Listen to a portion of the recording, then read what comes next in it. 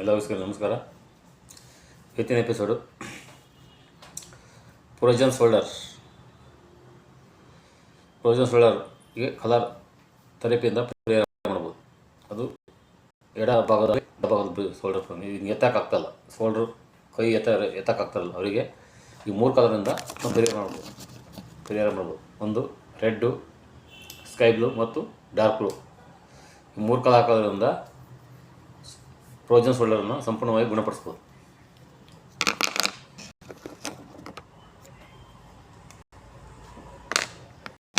ನಿಮ್ಮ ಬಲಗೈಯ ತೋರು ಬೆರಳ ಪರ್ಸೆಂಟ್ ನೋಡಿ, ಈ ಪರ್ಸೆಂಟಿನ ಇಲ್ಲಿ ಈ ಜೆಂಡಿ ಹತ್ರ ಈ ಸೈಡಿ ಇಲ್ಲಿ ತುದಿ ಎಂಡಾಗುತ್ತೆ. ನಿಮ್ಮ ಬಲಗೈ ತೋರು ಬೆರಳು ಈ ಹೆಬ್ಬೆರಳು ಸೈಡಿಗೆ ಫಸ್ಟ್ ಚೇಂಜ್ ಬರ್ತದೆ. ಇಲ್ಲಿ ಈ ಥರ ಒಂದು ರೆಡ್ ಡಾಟ್ ಇಡ್ಬೋದು, ಈ ಥರ ರೆಡ್. ಅದ್ರ ಸುತ್ತ ಡಾರ್ಕ್ ಬ್ಲೂ ಹಚ್ಬೇಕು. ಅದ್ರ ಸುತ್ತ ಡಾರ್ಕ್ ಬ್ಲೂ ಹಿಂಗೆ, ಮತ್ತು ಅದ್ರ ಸುತ್ತ ಸ್ಕೈ ಬ್ಲೂ.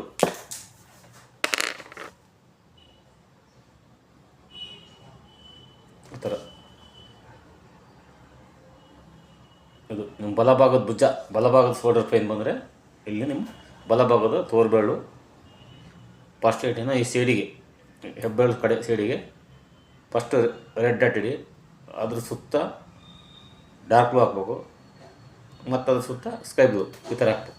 ಅದೇ ಎಡಭಾಗದಲ್ಲಾದರೂ ಅದೇ ರೀತಿ ಎಡಭಾಗದಲ್ಲಿ ನಿಮ್ಮ ಎಡಗೈ ತೋರ್ಬೆರಳು ಈ ಫಸ್ಟ್ ಚೈನ್ ಈ ಸೈಡಿಗೆ ಇಲ್ಲಿ ಒಂದು ರೆಡ್ ಡಾಟ್ ಇಡಬೇಕು.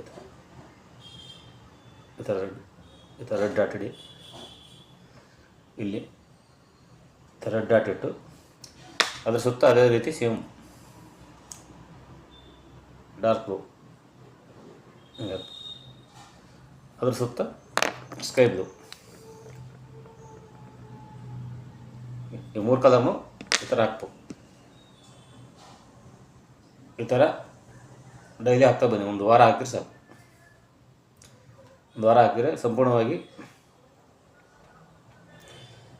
ಈ ಫ್ರೋಜನ್ ಶೋಲ್ಡರ್ ಪೇನ್ ಸಂಪೂರ್ಣವಾಗಿ ಗುಣ ಆಗ್ತಾ ಬರುತ್ತೆ. ಫಸ್ಟು ಏನು ಮಾಡ್ಬೇಕಂದ್ರೆ ನಿಮ್ಮ ಬಲಭಾಗದ ತೋರ್ಬೆರಳು ಬಲಗಡೆ ನೋವಿದ್ರೆ, ಬಲಗಡೆಯ ಶೋಲ್ಡರ್ ಪೇನ್ ಇದ್ದರೆ ಎತ್ತಕ್ಕಾಗಲ್ಲ ಅಂದರೆ ನಿಮ್ಮ ಬಲಗೈಯ ತೋರು ಬೆರಳು ಫಸ್ಟ್ ಚೇಂಟ್ನ ಸೈಡಿಗೆ, ಈ ಹೆಬ್ಬೆರಳು ಕಡೆ ಸೈಡಿಗೆ ರೆಡ್ ಡಾಟ್ ಇಡಿ. ಅದರ ಸುತ್ತ ಡಾರ್ಕ್ ಬ್ಲೂ ಹಾಕಿ, ಆನಂತರ ಸ್ಕೈ ಬ್ಲೂ ಹಾಕಿ. ಅದೇ ಎಡಭಾಗದ ಶೋಲ್ಡರ್ ಪೇನ್ ಇದ್ದರೆ, ಫ್ರೋಜನ್ ಶೋಲ್ಡರ್ ಇದ್ದರೆ ಅದು ನಿಮ್ಮ ಎಡಗೈ ತೋರು ಬೆರಳು ಫಸ್ಟ್ ಚೇಂಟಿನ ಈ ಸೈಡಿಗೆ, ಹೆಬ್ಬೆರಳು ಕಡೆ ಸೈಡಿಗೆ ಅಲ್ಲಿ ರೆಡ್ ಡಾಟ್ ಇಡಿ.